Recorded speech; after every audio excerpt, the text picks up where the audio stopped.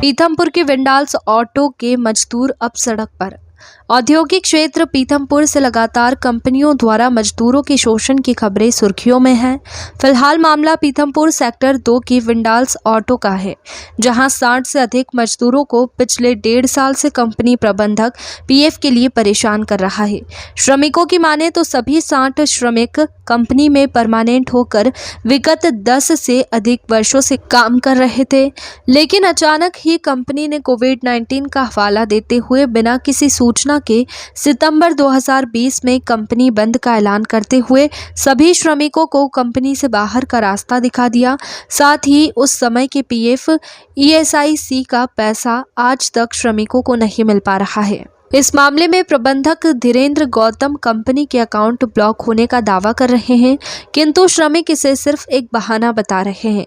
वहीं दूसरा बड़ा आरोप श्रमिकों ने प्रबंधकों पर यह भी लगाया है कि कंपनी का ताला लगाकर बंद होने का दावा किया जा रहा है, जबकि कंपनी का काम चल रहा है और ठेकेदारी में मजदूरी भी दी जा रही है। ऐसे में कंपनी उनके साथ धोखा कर रही है और विगत 1.5 सालों से सिर्फ चक्कर लगवाया जा रहा है।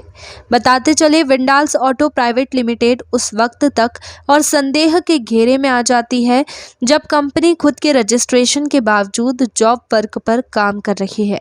ऐसे में कंपनी की बिलिंग पर शक होना लाजमी है। हमारा दावा है कि कंपनी में कई अनियमितताएं भी हैं, जिसकी जांच कई फर्जीवाड़े का खुलासा भी कर सकती है। हालांकि इस बारे में अधिकारी भी सुस्त नजर आ रहे हैं, क्योंकि कैसे शिकायतों के बाद भी श्रमिकों का शोषण प्राइवेट सेक्टर में आए दिन जारी है। मामला ये है, हम लोगों को 1 साल से हो गया, 1.5 साल हो गए परेशान कर रही कंपनी। ना तो ढंग से हिसाब दी, ना तो पेमेंट पानी दे रही, ना तो 36 महीने का पीएफ भर रही। इसलिए मैं ये चाहता हूँ, इसीलिए हम आपको बुलाए, आपसे सपोर्ट लिए कि हमारा ये आगे बात जाए। हमको कहीं मतलब ये हमारी बात ही आगे नहीं जाती। 1.5 साल से हो गया हम लोगों को मतलब परेशान कर दिए हैं।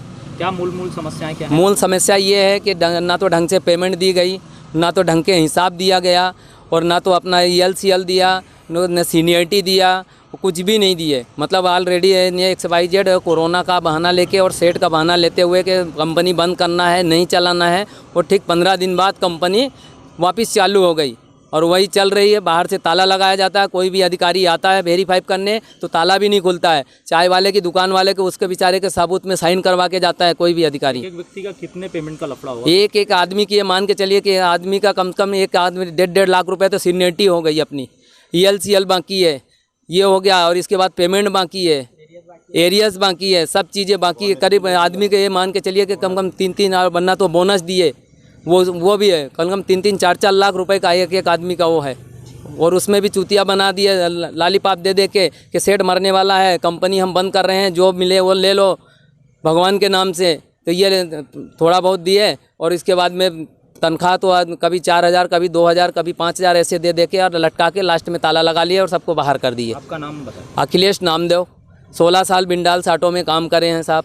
हमारी विकास भवन में तारीख थी, काफ़ी समय से हमारी विकास भवन में तारीखें चल रही हैं, लेकिन क्या है कि वहाँ से भी हम संतुष्ट नहीं हैं। अब हम वो बोल रहे हैं कि 1 तारीख के बाद आपका केस कोर्ट में चला जाएगा। काफ़ी समय से परेशान है हम लोगों की कहीं कोई सुनवाई नहीं हो रही है।